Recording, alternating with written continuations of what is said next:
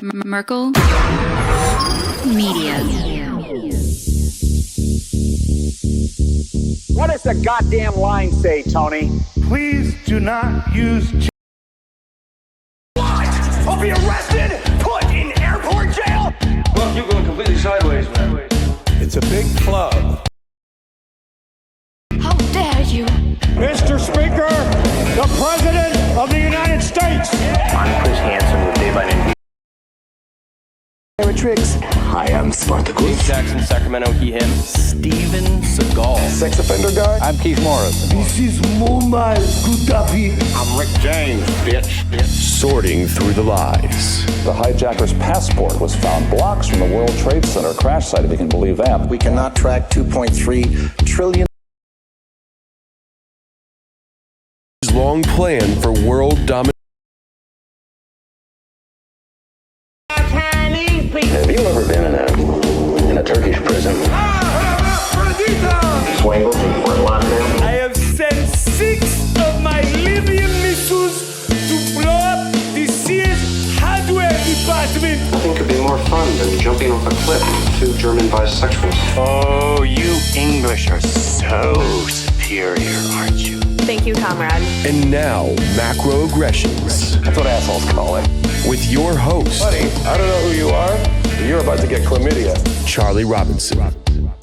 Hey, Whitey, where's your hat? You want to drop the blame on Charlie and say it's all Charlie's fault. He was a retard. I get some goddamn diuretic.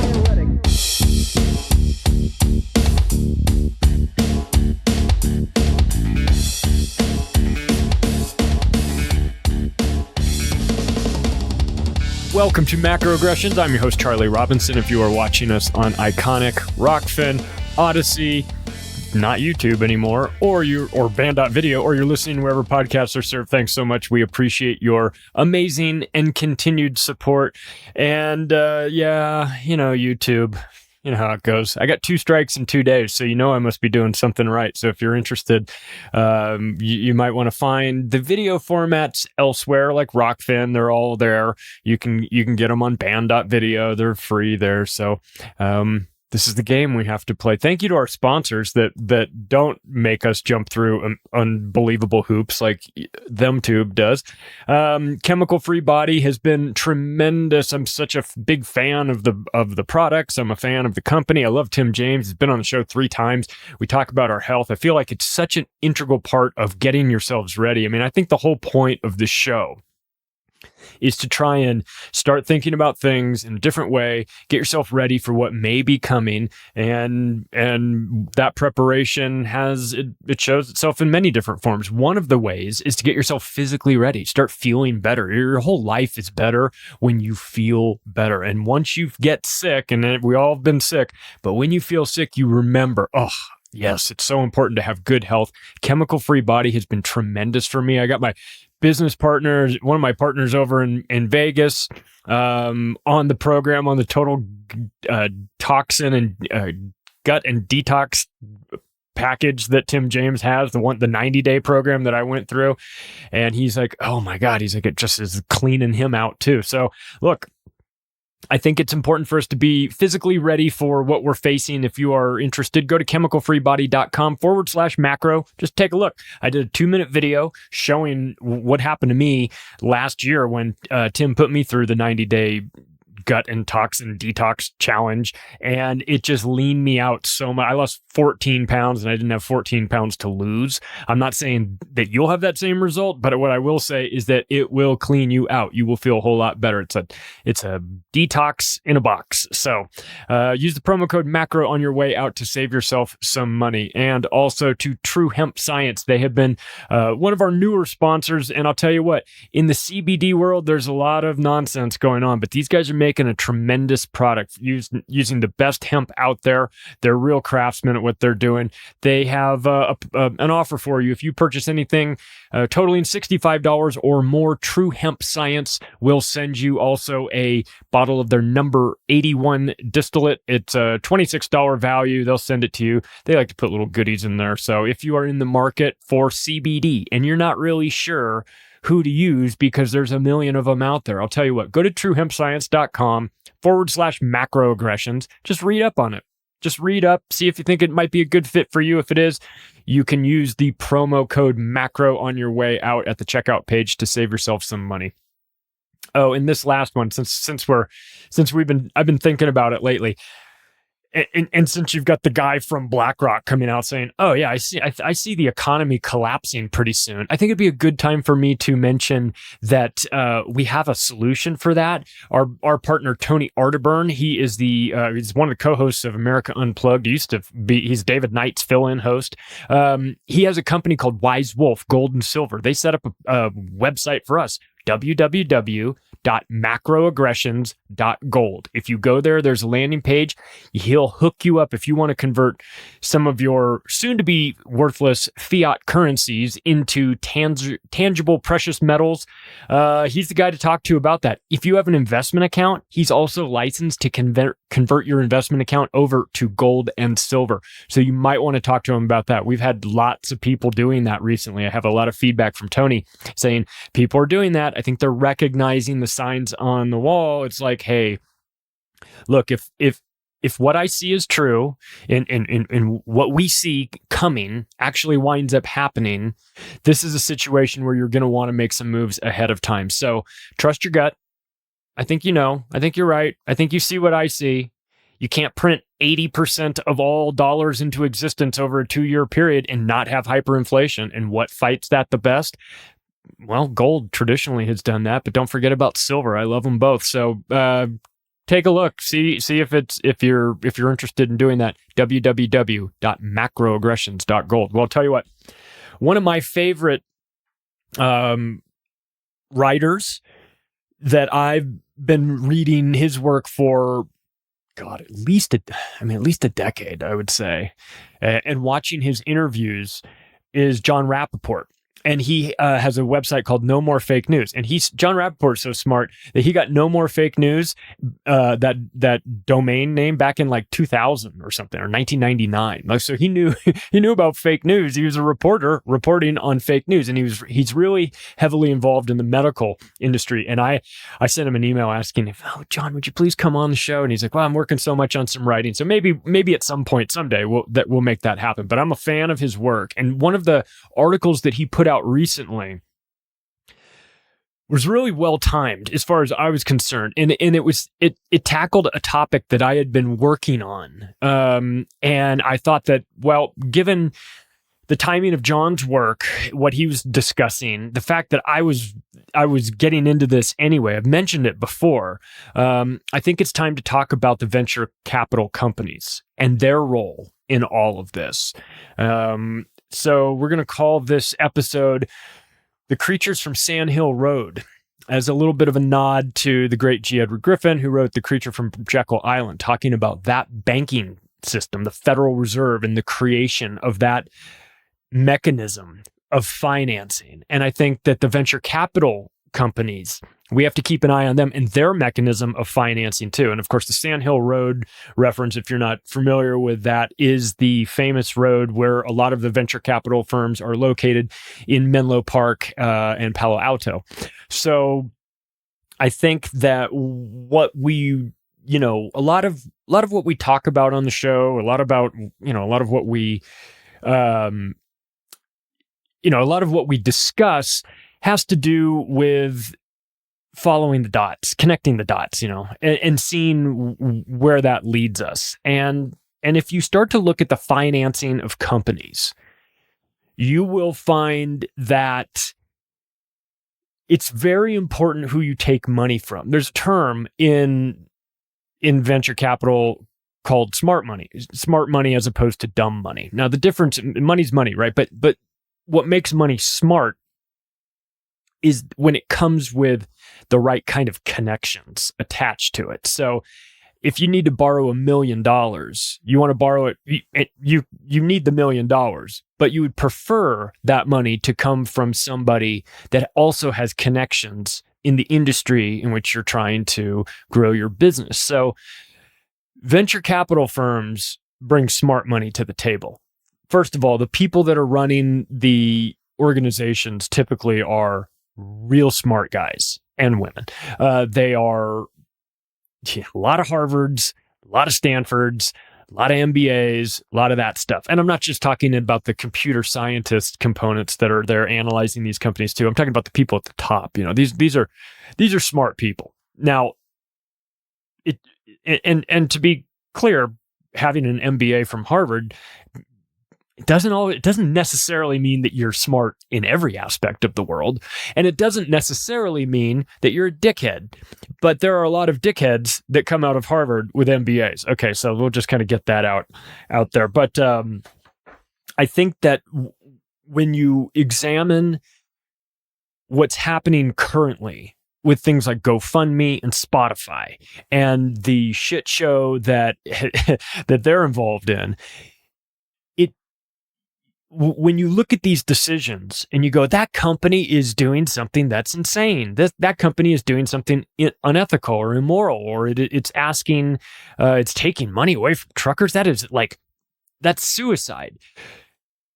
I mean, it's idiotic, of course, but you have to understand that sometimes, not all the times, but sometimes these decisions are not the CEO's to make. The board of directors carries a tremendous amount of weight and influence. And a lot of times you have to look on the board of directors to see what's going on. And when you do, from time to time, you can find a connection that just screams, this is a big problem. So I think that what I've done is I've got, I've known about these VC funds in the Bay Area for a long, long time, 30 years at least. I've had some sort of interest or an understanding of who they are, and they're fascinating. They fund transformational companies. I mean, if you look back on some of these big ones, and their list of companies that they have is jaw-dropping. And again, I'm not trying to say that venture capital companies are somehow evil, because I don't think that they are. However, I think that when venture capital companies partner with the World Economic Forum and In-Q-Tel, then you've got problems. And unfortunately, there's a lot of World Economic Forum and In-Q-Tel fingerprints all over these companies that are involved in the Joe Rogan situation with Spotify and the GoFundMe. So what we're going to do is we're going to dig into, pardon me while I take a sip from my they-them mug. Got to get your pronouns right. I want to look back into the history, or just sort of a little bit of a. This is not meant to be a full deep dive, but a little bit of an understanding into some of these venture capital funds, who they are, who they're incubating, like who they're seed funding and Series A funding. These transformational. A lot of times digital companies, a lot of times like tech companies, but not always. And what that means to us, because we see the outward facing CEOs. We see the logo, we see the name, we go to the website, we see what they're all about. What we don't know and what we don't see is what's going on behind the scenes with regard to the amount of pressure that's being put on some of these companies and CEOs to make decisions that are not the decisions that they would make. So before we just pile on the CEOs of GoFundMe and Daniel Ek over at Spotify, I think it behooves us to look into who's giving them money, who's sitting on their boards, why it matters, and what these companies are all about. So let's take a look at, first let's start with, I said that I don't think all venture capital funds are evil. I'll tell you one that I think is, and that's In-Q-Tel. That's a name that most people don't hear about. It doesn't get a whole lot of news in the press. And even if it did, it probably would fly right by you. In-Q-Tel, IN dash the letter Q dash TEL. It is the venture capital arm of the CIA. Now, as you might imagine, the CIA has a reputation, not a good one. So when you are a startup company and the CIA says, hey, I like what you're doing there, we'd like to give you some money for it, you might say, thank you, but you're the CIA, and, no offense or anything, but like, it's going to look kind of bad that I'm trying to do like I don't know, like a Facebook, and my list of venture capital partners are the CIA. It just might turn people off to the fact, because we are collecting a lot of data and we're in the data business, and we need the public's trust. And God, like, fuck, could you just change your name or something? Like, we've got a branding problem. The CIA, though evil as fuck, are smart. And they recognized, yeah, you're probably right. So what they did was in 1999 in Virginia, they started a company called In-Q-Tel. And what that is the venture capital funding arm of the Central Intelligence Agency. That's what it is. It's not a theory that that's what it is. That's what it is. It's admitted. It's not up for debate. So they've invested in a ton of companies. I mean, companies whose names you'd never know. And I don't have time to go through, 300 companies and try and figure out who's on the board of some, company I've never even heard of. So we're going to we'll focus on a couple of the main ones. Like all of this, we're not going to do a deep dive into each one of these firms, but I want to talk about some of the companies that they are involved in and see if that changes the way you view this. So let's start with the first one. The first one that In-Q-Tel is involved with, a company called Keyhole. Now I remember Keyhole back when it was Keyhole, and they had this cool program, right? You could like zoom down in from a satellite down to Earth and like go all the way down to like street level. Pick a place and just zoom. This Keyhole technology was so amazing that Google bought it, and it's called Google Earth. So when you are using your Google Maps on a day-to-day basis, and you're using Google Earth, and you're seeing that you've got that view on Google Maps of like the street view, the terrain view, and all that, where you can see all that, that is coming from the satellites from the company Keyhole. And Keyhole was owned by In-Q-Tel, the CIA. So the CIA satellites are the ones providing the mapping to Google. So in case you were wondering, let's just get this out in the open. Google Maps is essentially the CIA's maps. So anywhere you go, they know where you're going. So keep that in mind. And as a sort of like semi-funny side note to this, as in terms of companies that In-Q-Tel funded, that you may kind of be like, well, what the fuck are they doing? They funded Pokemon Go too. You remember that when you're out, not us, but people out there had their phones and they were like chasing imaginary augmented reality type of things, creatures around the city and getting points and everything. In-Q-Tel funded that. I'm not saying that they're trying to ruin the world with it. I'm just saying it's an unusual data point. So keep that in mind. Palantir. Now, if you know what Palantir, the company is, Palantir is like 97% Department of Defense revenue. Like they get all their money from the government. They're a spy agency. They're a privatized spy company that is was founded by Peter Thiel. It's run by Alex Karp, and I think he's a sketchy dude. I think Peter Thiel's a sketchy dude too, but he's an unusual guy in the whole venture capital world because, you remember he got outed as being gay, which is not a big deal. I don't think that anybody really cares about that, but he did commit the cardinal sin. He came out as a Republican, which was even worse. I mean, you can be gay in San Francisco running tech companies and nobody bats an eye, but God forbid you come out as Republican. They were like, what the fuck is wrong with Peter Thiel? Never mind the fact that he's got another company called Ambrosia, which is literally taking blood from children and selling it to rich people. Okay, so like to draw your own conclusions. Oh, and by the way, you remember that scene in The Social Network, the Facebook movie, where they go out and they get a 10% investment for $500,000? That guy's Peter Thiel. He was the first Facebook president. He owned 10% of Facebook for $500,000. I would say that is a hell of a deal. it made him a bunch of money. I don't think he holds Facebook stock anymore, if I recall correctly, although I'm not involved in his personal holdings. But I think I remember reading something that he had divested himself from all of his Facebook stock. But who cares, man? I mean, he made a lot of money doing that. He's part of the PayPal mafia. He was one of those guys, so he's tight with Elon Musk. And again, I'm not trying to say that Peter Thiel is necessarily a bad guy, but I am going to say that Palantir scares the shit out of me, with their data mining and everything that they're involved in. So, like I mentioned, In-Q-Tel also led an investment into Facebook. And there is rampant speculation, and I think pretty warranted, that they killed their LifeLog program in 2004. Well, let me rephrase that. The day that the CIA killed their LifeLog program in 2004 is the same day that the Facebook was registered as a company. Is that a coincidence?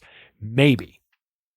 But I think it's reasonable to think that they said, maybe the CIA book, isn't the greatest idea, LifeLog, or maybe asking everyone to participate in this, knowing that it's run by the CIA, isn't the greatest advertising strategy. So they said, look, we still like the concept. Concept is golden. It's a great way to get a lot of data, but we're going to have to change our names, or we're going to have to step back so it doesn't look like we're running this show. Why don't we finance this Mark Zuckerberg kid who's got, just coincidentally the same origin story as Bill Gates. Geeky freshman nerd at Harvard, starts transformational technology company from his dorm room, stole the technology from somebody else, creates it and becomes multi-billionaire, gets involved in antitrust lawsuits with the government, starts his own foundation. I'm just saying, it's the exact same origin story. So is Mark Zuckerberg a puppet?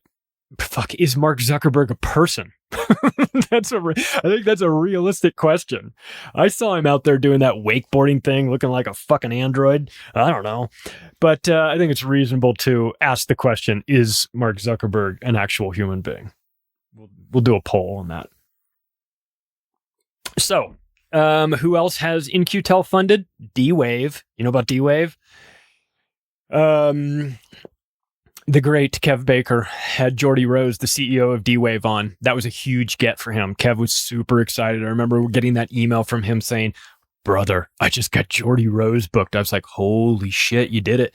Now, Jordy Rose was running a company called D-Wave. They're making quantum computers. And he explained, I don't think he did it on Kev's show, but on other presentations before, they said, well, what is D-Wave doing? He said, well, what we're doing is we're opening up parallel dimensions, going in and dragging information back. And they're like, from who? And he's like, from the entities on the other side. And everyone's like, what the fuck are you talking about, man? So anyway, he's moved on from D-Wave. He's doing, he's just doing robots, like a cyborg company instead. So nothing to worry about.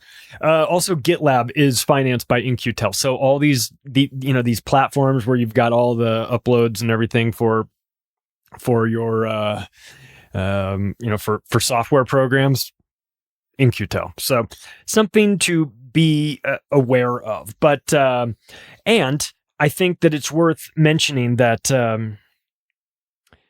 you remember I'm sure I've talked about Dark Winter, the simulation in 2001 that simulated the anthrax outbreak, where Saddam Hussein was sending anthrax and all these senators got it, and Judith Miller got it. That deep state Judith Miller reporter in the simulation got it. And then in real life, someone sent her anthrax. Yeah, I'm sure that was just a fucking coincidence. But anyway, the person running that operation, Tara O'Toole, she was the executive vice president, or she was the one who wrote the simulation for Dark Winter. She's the executive vice president at In-Q-Tel. Okay, so this is so that there's no mistaking.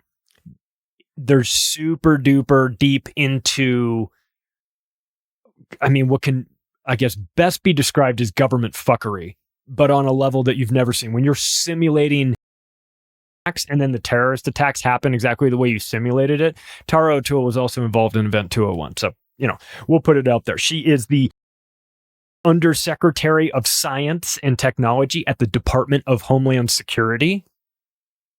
She's a former director at Johns Hopkins Bloomberg School of Public Health. Event 201. Bloomberg. Johns Hopkins Bloomberg School of Public Health. Who wrote the SPARS pandemic document? Johns Hopkins Bloomberg School of Health. Who is involved in Dark Winter? They were too. So, and in case that wasn't enough of a crazy resume for Tara O'Toole, she was a former Clinton Department of Energy officer. So, state to her core.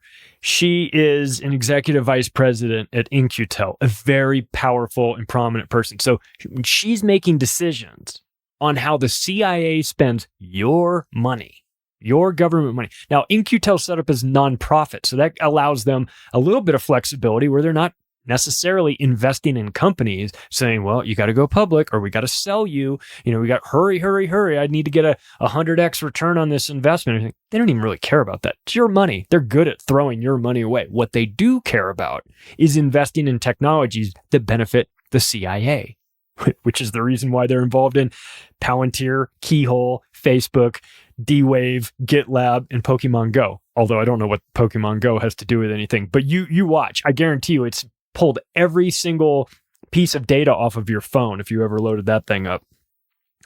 So we've got connections. Okay. So since we're talking about In-Q-Tel, let's talk about that. Let's talk about some of the connections these people have. So we've got a guy named Steve Bauscher, president In-Q-Tel, former general partner at Interwest. He was a partner there for almost a decade. That's a venture capital fund as well. That's a Silicon Valley venture capital fund. Ted Schlein sits on the board of In-Q-Tel as a partner at Kleiner Perkins, Caulfield and Byers. We're going to get to them in a minute. So they have infiltrated Silicon Valley, though they are located in Virginia, and they have a lot of influence, obviously. So let's talk about some of the people that they are involved with, shall we? Let's start with Greylock Partners. Have you heard of Greylock Partners? Do you know who Reid Hoffman is? Okay. He's tied to the World Economic Forum, not in a way Mark Benoff was, but if you remember that Alabama election fuckery that was going on, that was Reid Hoffman. He's part of the PayPal mafia, or he's not PayPal mafia. He's part of the group. He's the founder of LinkedIn. And let's think about this for 1 second. You remember Dr. Robert Malone? He was nice enough to come on our Union of the Unwanted show. Then he went on Joe Rogan and broke the internet. Do you remember the first place to ban Dr. Robert Malone? LinkedIn. At the advisement of Reid Hoffman, I would suspect, and his ties to the World Economic Forum. So, the founder of Greylock Partners sits on In-Q-Tel's board of directors. They're connected, okay?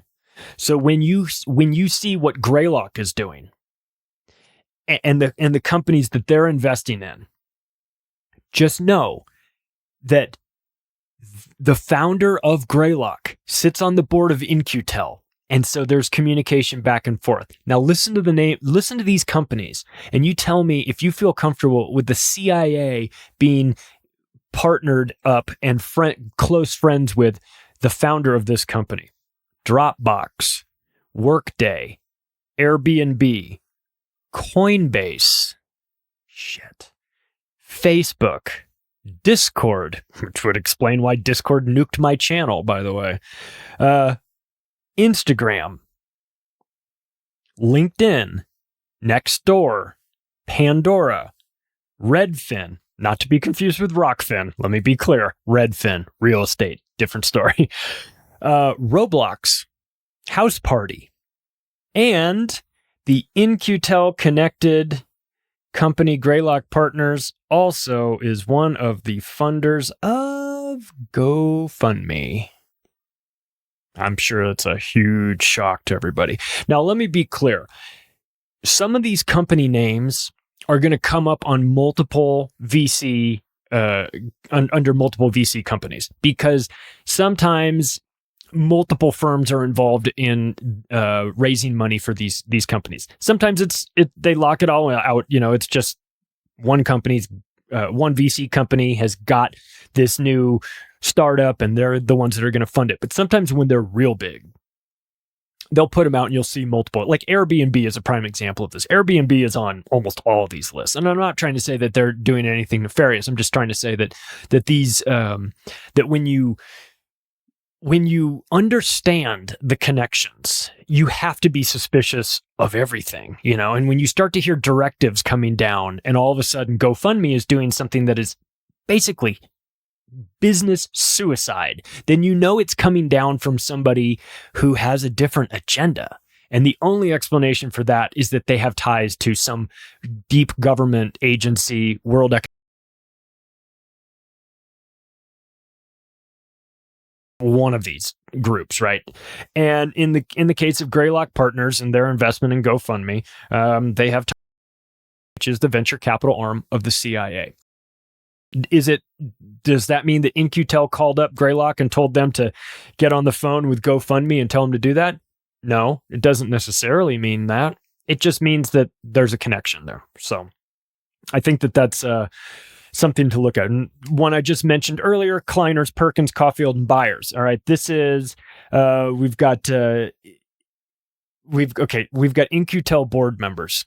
Okay, the people from Kleiners board. You've got Al Gore advisor. I mean, that's it right there, right? Automatic disqualification with that guy. For those of you that think he's just like the climate guy, you got to read a little bit more into Al Gore. He's a deep state scumbag of the highest order, and he's deeply involved with these globalist guys, the World Economic Forum, climate change scam, carbon tax hustle, all that shit. And Al Gore is an advisor to Kleiner Perkins.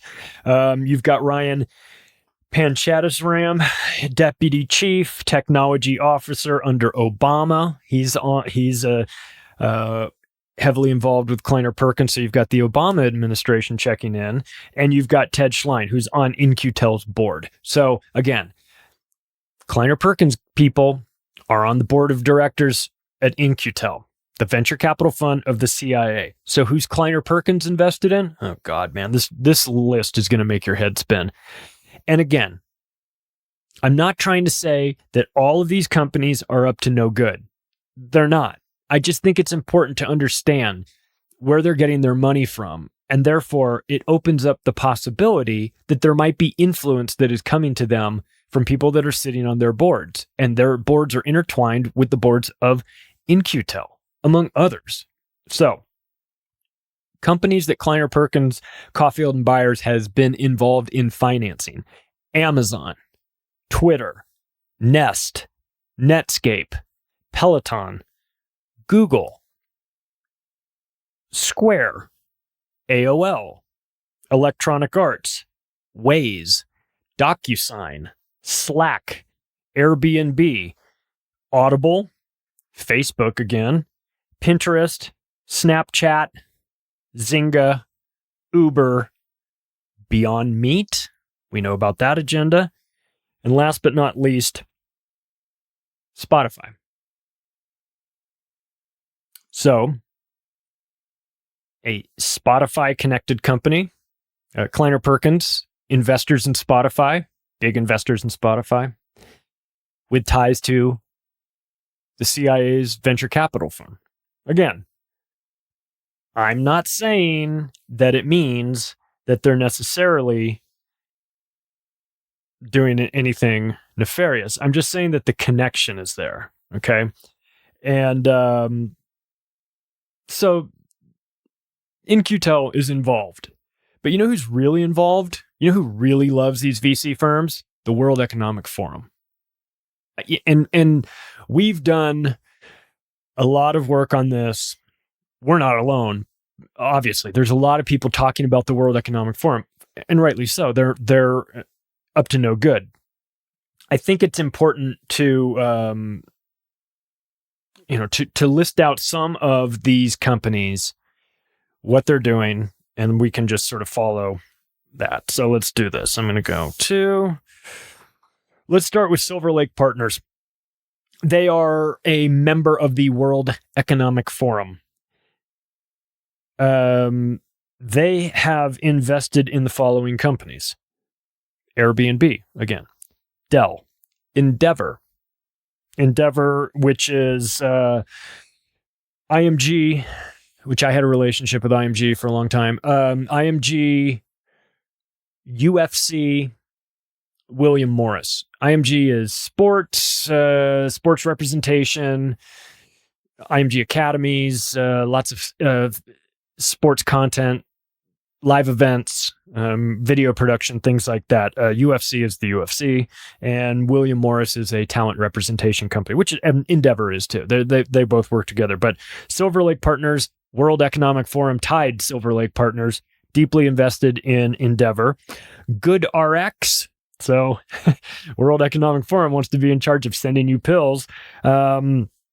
Stripe, Twitter, which would explain the deplatforming, possibly, Peloton, and SolarWinds. Do you remember SolarWinds? You remember that? Kenneth Howe, chairman of Silver Lake Partners, sits on the board of SolarWinds. SolarWinds was the cyber attack that they said was Russian, that hacked the Pentagon, Department of Homeland Security, Department of Energy, and the Treasury. SolarWinds is not just some obscure company. It's financed by Silver Lake Partners, which is a partner with the World Economic Forum. So it leads me to believe that that was maybe called on from on high. Who knows? Worth looking into. Let's drop down. KKR. Kohlberg, Kravitz, and Roberts. This is a firm that was established in 1976.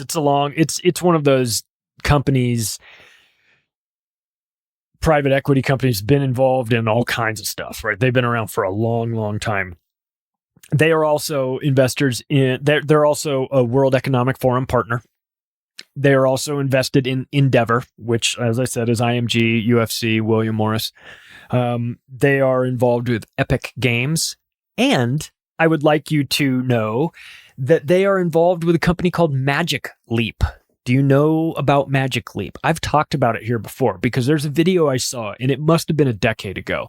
And it was of a school gymnasium. They got all the kids in there, and they're all sitting in the bleachers. And they set up this technology, and there's a basketball court right in front, but there's nothing on the basketball court. And they made it look like a humpback whale jumped out of that basketball floor, turned over, and then splashed water all over the audience. It was holograms.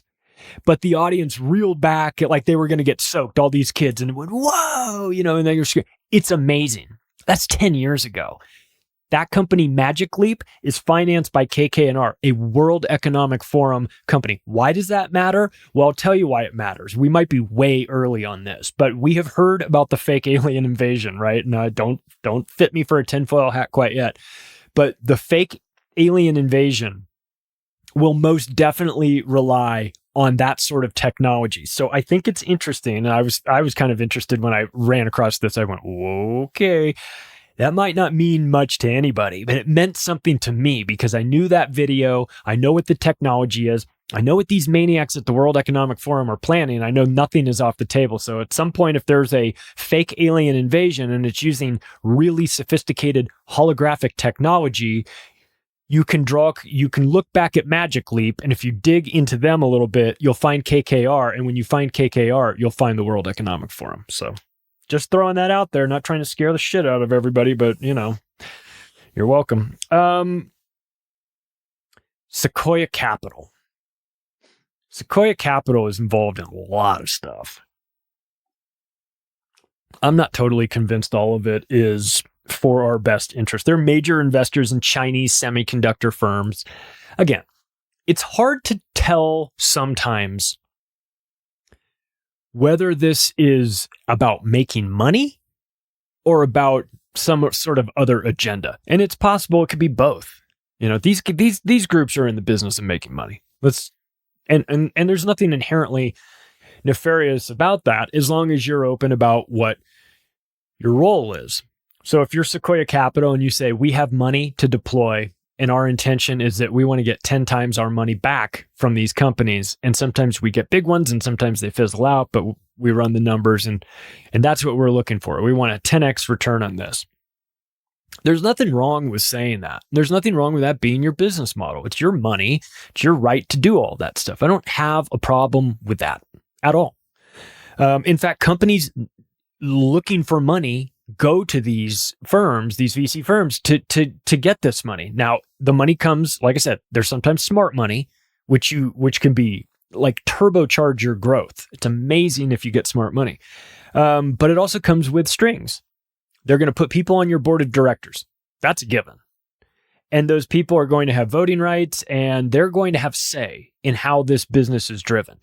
So sometimes you get the wrong people driving the business. And when you've got the World Economic Forum partnered with Sequoia Capital, it's reasonable to take a look at the companies that they're investing in to see if you see anything that makes you nervous. So let's start. Right off the bat, 23andMe. Okay. Do not participate in Ancestry.com, in 23andMe, in any of these places that want to test your genes, that you stick something in your mouth or swab your nose or stick a tube up your butt or whatever it is they need you to do, and then send it off to them and they go, oh, you're 48% Czechoslovakian. And you're like, great. Don't do that, because this is you're losing. You don't know what they're doing with this genetic information that they have from you. And considering we know what the World Economic Forum is doing with regard to their emphasis and their interest in genomes and the Wellcome Trust and what they're interested in doing with the Human Genome Project. And then you find that the World Economic Forum connected Sequoia Capital is financing 23andMe, and they're not alone. It's something to consider. DoorDash is another Sequoia company. Apple, FTX Crypto Exchange, Airbnb, Stripe, Square, Instagram, WhatsApp, Instacart, Google, LinkedIn, PayPal, Yahoo, Zappos, SpaceX, Dropbox, Reddit, Bird, Tumblr, Snowflake, Robinhood, and Zoom. Okay. Sequoia Capital has big time connections to a lot of very powerful people. You've got the PayPal mafia in here, because you've got PayPal, you've got SpaceX, you've got and of course you've got the Facebook crew too, because you've got WhatsApp, Instagram. Those are firms that were acquired. I think Facebook paid $1 billion for Instagram. They stole that company. They spent $17 billion on WhatsApp. I think they overpaid for WhatsApp and they stole Instagram. So maybe combined, it's a wash. But this is a capital company that's really good at recognizing talent, recognizing great ideas when they see them. And as John Rappaport described it, when these guys get involved, they attach a rocket to the back of these companies. And so I think that it's something that it's something to just watch, because if you have a little conspiratorial mind like mine, you start to connect dots, and sometimes you're connecting dots that don't mean anything. I'll be honest. There's not always a connection to something nefarious going on. And I wish that there weren't any connections. I wish this was all just a giant coincidence. I just don't think it is. And so, the least we can do is examine it and try and make some sense of it. And maybe there's nothing to see here, but I think there is. I think that when you have this much money at your disposal, and you have the ability to sprinkle that on certain companies and accelerate their growth, it's reasonable to think that there's power behind that. And now the World Economic Forum says to these groups, we like what you're doing with these technologies. We're interested in technology ourselves. Have you noticed we're doing the fourth industrial revolution over here? We're going to blend man with machine. We're going to create transhumanism. So it makes sense if you're an evil villain running the World Economic Forum that you would be looking for firms like this to partner with. It makes sense. It's logical. So let's ask, who else are they partnered with? Well, this was the one that really got John Rappaport going, and it's Accel Partners. Okay, and Jim Breyer, their founder, in particular. So let's talk about this a little bit. Jim Breyer was involved in the Facebook growth, much like Peter Thiel was, but nobody talks about him. They talk about Peter Thiel, they talk about that story, how they made it into a movie. Everybody knows about that, but nobody knows about Jim Breyer. I shouldn't say nobody knows about Jim Breyer with Facebook. I'm just saying it's not publicized the way that everything else is, and you have to kind of wonder, like, well, why him? Like, why do we care what Jim Breyer's doing? Is he somehow a bad guy or something, or what? Let's talk. What's going on with? Let me talk to you about his company first, and then I'll go into him personally. So let's talk about Accel Partners. They are. I'll list off a group of companies that they have funded. So DJI. Do you know that company? That's the company that makes the drones. Just again, World Economic Forum connected. Accel Partners has put money into the largest manufacturer of drones. Okay. Discord, DocuSign, Dropbox, Facebook. They put $13 million of seed financing into Facebook, and they got their money's worth. Legendary Production Studios, the movie studios. PillPack by Amazon Pharmacy. I'm sure the WEF is interested in that, wouldn't you say? Pharma CCX, that's those are going to be doing really well after everybody takes the other injections that they have. And then we'll get into a couple of three other companies that Accel Partners has invested in that I think are of particular notice. First, CrowdStrike. Disinformation CrowdStrike. Okay, keep them in mind. But Accel Partners and their deep state, and I mean deep state connected founder, Jim Breyer, has also invested and owns of GoFundMe. What a fucking surprise. Oh, and guess who else they're invested in? Spotify. I think John Rappaport has found the right guy. I think that Jim Breyer is the common thread here. I think that he's the guy. So he has now started his own firm, a different firm, not Accel Partners. I'm not crystal clear on the relationship now between the two. I don't know if he's still involved in the old one or not, but he is a multi-billionaire worth about $3 billion. He quietly put $13 million into Facebook. And the reason why I say he quietly put $13 million into Facebook is because he is deeply involved with In-Q-Tel and the Council on Foreign Relations, and personally involved with the World Economic Forum. He's got the triple crown.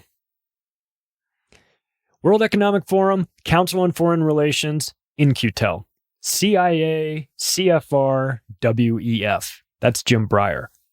He's put a lot of money into companies that censor people, like Facebook, like Spotify, like GoFundMe. Is this starting to make sense to people? Are we starting to see that there might be a boogeyman after all? Did I mention he's Mitch McConnell's brother-in-law? Must have slipped my mind. So he's got a new firm called Briar Capital, and they're based in Austin. He's left Silicon Valley, he's based in Austin, and they are betting big on a few things. Artificial intelligence. God, I wonder why. I wonder why the guy that's deeply tied to the World Economic Forum and the CIA and the Council on Foreign Relations has 25 companies that he's funding currently that are involved in artificial intelligence. But that's not it. If that's not scary enough for you, he's got 14 companies right now that he has invested in that are in the business of what they describe as digital health and everything that comes with digital health, which is a slippery slope, as we found out in the last 2 years here. He's got 5 companies that he's invested in that are involved in climate change. Again, not hard to figure out why he's invested in these. He knows that the World Economic Forum is going to be pushing this. This is the new agenda. So he doesn't need to tie a rocket onto these. The World Economic Forum is going to do the heavy lifting for him. He just has to put money in it. And in his case, it's smart money. Because if you're one of these 25 AI companies, and the guy who's giving you the money to start your company or take your company to the next level is partnered with the World Economic Forum, and not just a little bit either. He's he's very deeply involved with them. Well, your company may be one of the companies that the World Economic Forum leans on to build out this dystopian hellscape. Lucky you. You'll be a billionaire. You won't have to eat the bugs. If Jim Breyer is investing in your AI company, he's sitting on, he's got investments in another industry called human-assisted intelligence. Human-assisted intelligence. That is, again, a very slippery slope when you start investing in things like that. And I'm not against technology and I'm not against improvements and all that. I'm just very suspicious when the technology and the improvements are in the hands of the wrong people. That's all. Because we know that these technologies can be used for good or evil. Yeah, you want to engineer something that saves people's lives. I'm all for that. But just recognize that same technology can be used for nefarious purposes. And if the World Economic Forum has their way, it's going to be used for either the enslavement of humanity or the murder of humanity. Take your pick. Either way, not good. So this guy sits on the board of some very prominent companies. Jim Breyer sits on the board of directors of Blackstone,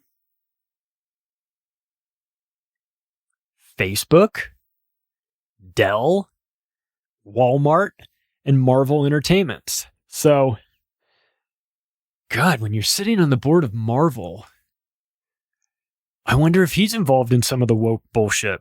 I don't know. He's got a ton of investments in China. He's so invested in China that when you go to his Briar Capital website and you read his bio, there's a button up at the top that says, see the bio in Chinese. I've never seen that before. So anyway, they're deep into the China game. That's what I'm saying. And he's close friends with Gilman Louie. Who's Gilman Louie? Who's this guy? Well, he was only the first CEO of In-Q-Tel and the head of the National Venture Capital Association. And these guys are like this. So I have questions, I have questions because Accel Partners and Technology Crossover Ventures, another venture capital firm, in 2015, they came together and for $600 million, they bought GoFundMe. So don't tell me he doesn't have the ability to pick up the phone and tell them the truckers don't get their money. So let's examine this potential chain of events.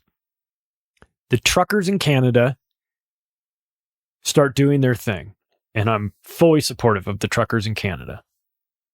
They start somebody starts a GoFundMe account that takes off and generates $10 million for these guys.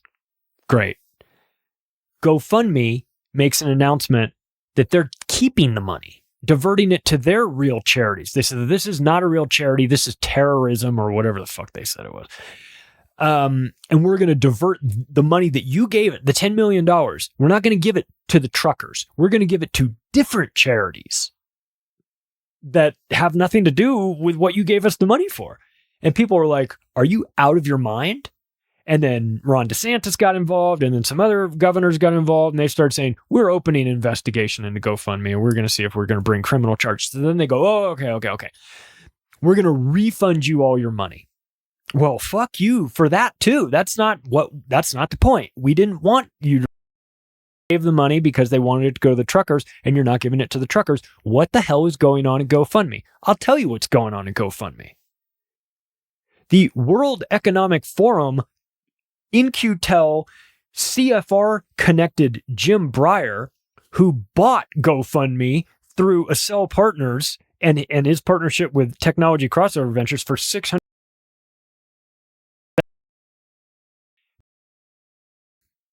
Called the CEOs, said, don't you give that money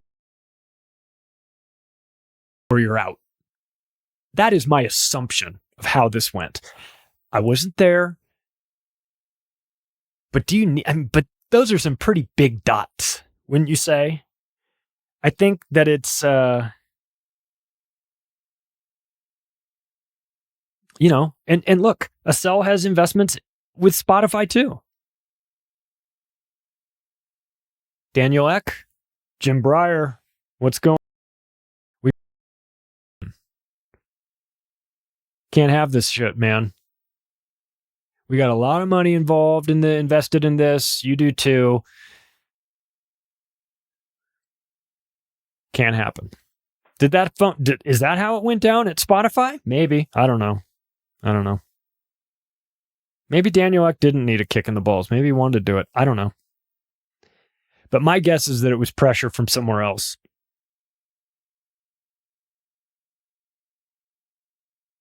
I wonder what's going on Spotify's board of director.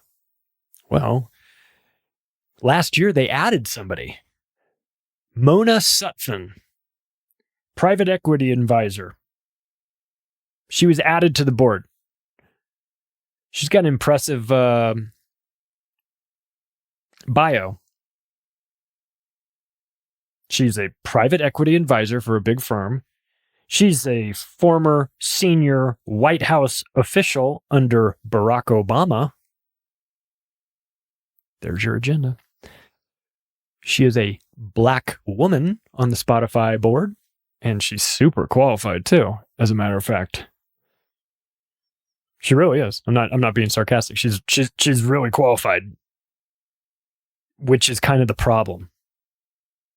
She's a member of the CFR. She worked on regulating agenda Obama's tech. No wonder they wanted her. She's deep state. They got a deep stater on the board of Spotify. And how do I know this? Well, because she's not just on the board of Spotify, she's on the board of another group, International Rescue Committee. It's a charity, don't you know? It's an International Rescue Committee. Like, oh, this is great. She must be a philanthropist, right? Well, I don't know too many international rescue committees that are filled with a bunch of fucking bankers like this one. Tim Geithner, former Treasury Secretary. What's he doing on a charity, a rescue charity board? That's weird. But, if it's just Tim Geithner, it's no big deal. Lawrence Fink, CEO of BlackRock. Uh-oh, here we go. She's on the board with Lawrence Fink. She's another person that's on this board of this, what can best be described as a sham charity. The former head of the United Nations Human Rights, Janet Napolitano, You remember her, the Department of Homeland Security secretary that said, if you see something, say something? You mean like Julian Assange did?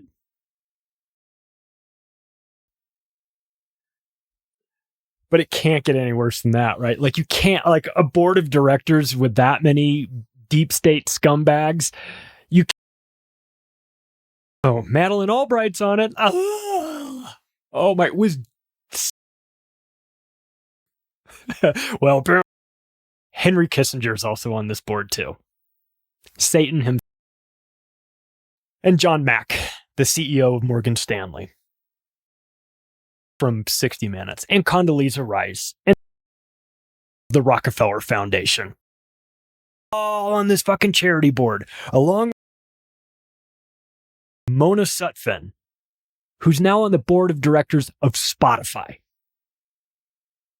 But I'm sure it's all just a gigantic that they wanted to silence Joe Rogan. I'm sure it's just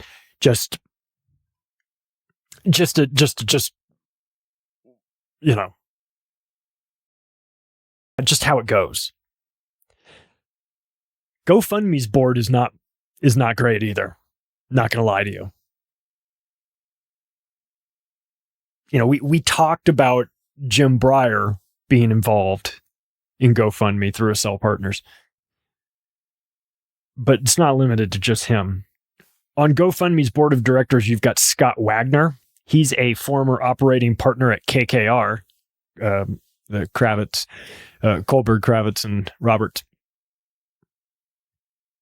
You know, the World Economic Forum connected KKR. He's sitting on the board of GoFundMe. You've got John Locke from Accel Partners, World Economic Forum connected Accel Partners, sitting on the board of GoFundMe. You have James Slatvick from Greylock, In-Q-Tel connected Greylock, sitting on the board of GoFundMe. What did you think was going to happen?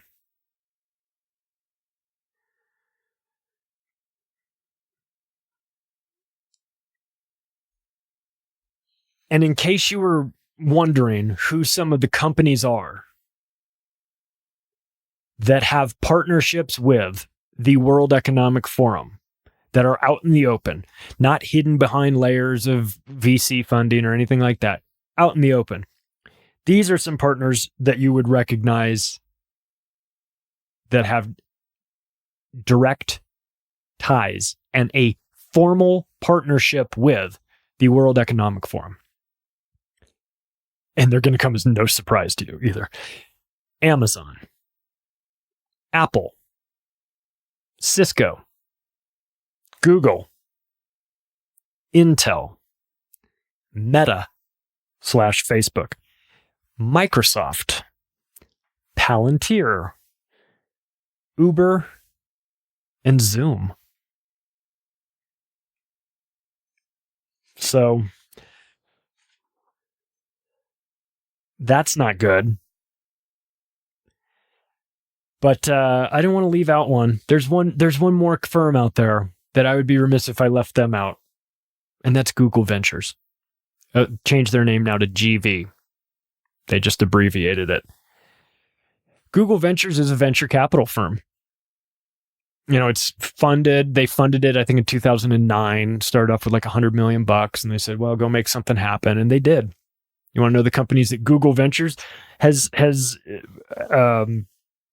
invested in? They're good ones. I mean, they've made a lot of money from this. Uber, Nest, Lime, Anchor, Nextdoor, Periscope, Robinhood, Slack, Stripe, DocuSign, and 23andMe.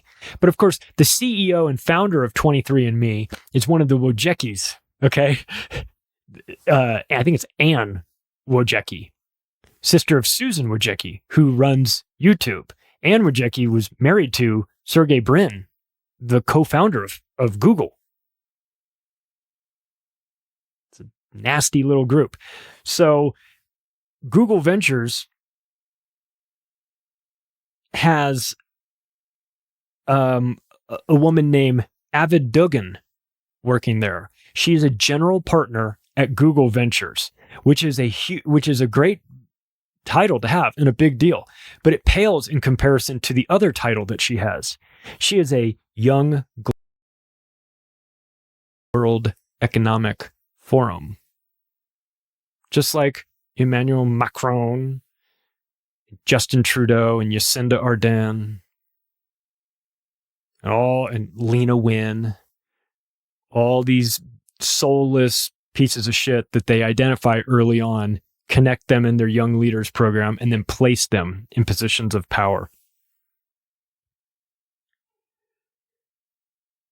And last but not least, there is one listed advisor on Google Ventures, GV. She's the only advisor they have listed there. She's not the CEO. She's just listed as the advisor. Her name is Sue Desmond-Hellmann. And she's on the board. She's not just an advisor for Google Ventures, for their venture capital firm. She's also on the board of Pfizer. But that's not the most alarming part of this. Because you see, before she became an advisor at Google Ventures, she had to leave her position as the CEO of the Bill and Melinda Gates Foundation. I'm sorry. I wish I didn't have to connect all these dots. I wish these things weren't happening. I wish. Hey, listen, if you like this episode, you can take the additional step right now of sharing it with your friends and family members. This is how the channel grows. If you want to connect with me, you can do so through the website, theoctopusofglobalcontrol.com. We have cool stuff going on over there. I got a great merchandise store. I'm telling you, we got shirts and stickers and all kinds of things. It'll trigger people in your family. If you want to get a mug that says false flag and have people at work asking about it, I think I might be one of the few places where you can go and get that. Thanks, everybody. I'll talk to you again soon.